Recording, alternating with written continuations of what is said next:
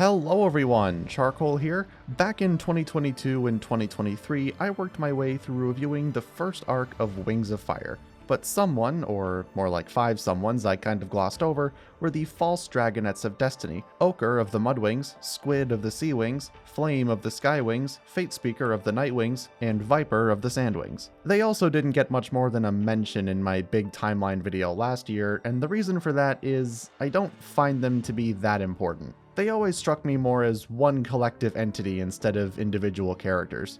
But I was struck with an urge to talk about them recently, so today I'm going to look at each of them and reevaluate how much I like or hate them, and how much they actually contribute to the story. Let's start by going through their characters individually.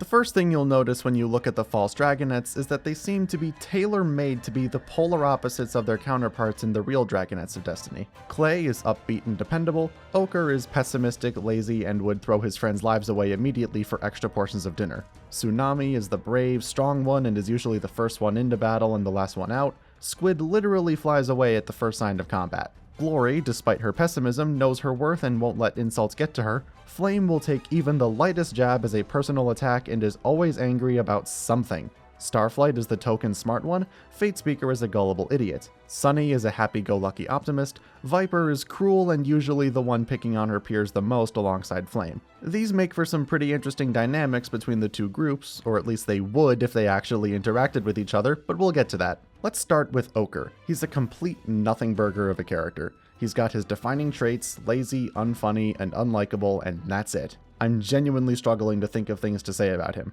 He doesn't grow or change, he's just there. If not for the fact that the false Dragonets require a Mudwing to match our protagonists, Ochre could disappear from the story and I doubt many people would notice. Next is Squid, and he's a similar case. Thing is, he might have had the best grounds for an interesting story out of any of the 5 since his dad Nautilus was the leader of the Talons of Peace at the time. We could have gotten a neat little subplot about Squid maturing and getting over being a whiny nepo baby, or maybe turning against his father, or something, anything. But no, at the first sign of actual work, his cowardice gets the better of him and he just leaves. He's never seen again, save a very brief appearance in Book 7 where he is no different from his entitled self from the previous arc.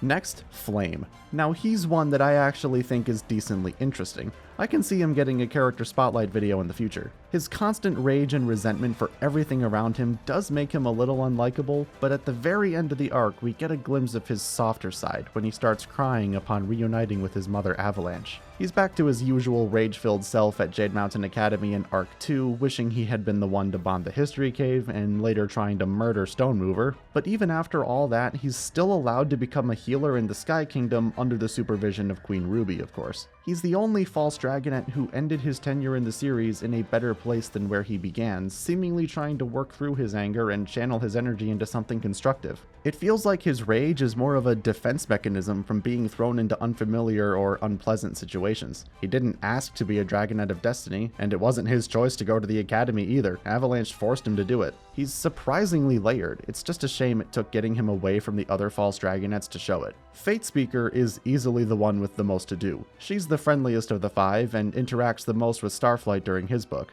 She's very optimistic and sympathetic, but that kind of leads to her feeling a lot like Sunny, just stupider, with Starflight having to be the brains of the duo. I feel like her crush on Starflight is pretty dumb. It comes off as her immediately developing feelings for the first guy who's been decently nice to her in ages, and that can't be healthy. But I do think it's nice that she actually stuck around as staff in Jade Mountain Academy, so at the very least she was still present. I'm still not a huge fan of Fatespeaker. Flame is miles more interesting than her, but she's alright. Solid second best of the quintet. That just leaves Viper, who is another one I don't have much to say about. She's bitter, spiteful, antagonistic, and then she doesn't get the chance to grow as a character because she doesn't live past book 4. Her scarring Flame's face on her way into the lava did move the plot forward with having to find him a cure for the venom, so that's something, I guess. I really wish she'd stuck around. I would kill for her to interact with Sunny, but no, she's just dead. And that leads me to the next point.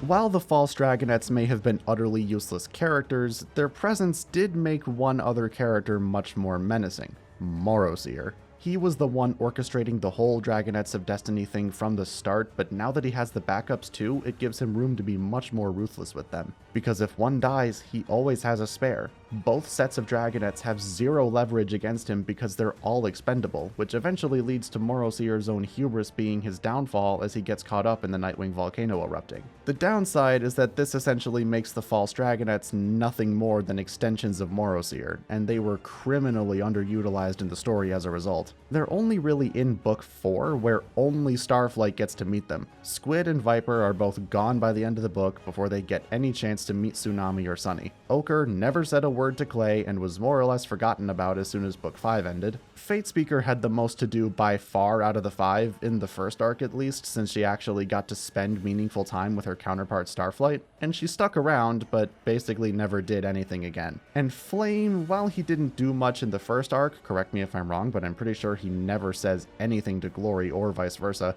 the second arc actually made him into a decently interesting character. But as a unit, they really didn't do anything.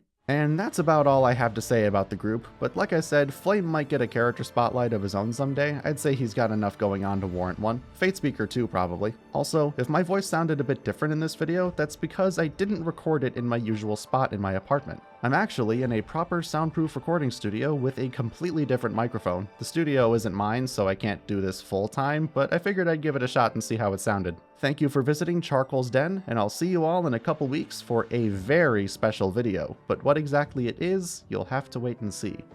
Special thanks to my supporters on Patreon. If you want to support the channel, you can pledge at the link in the description for perks such as your name in the credits and early access to new videos.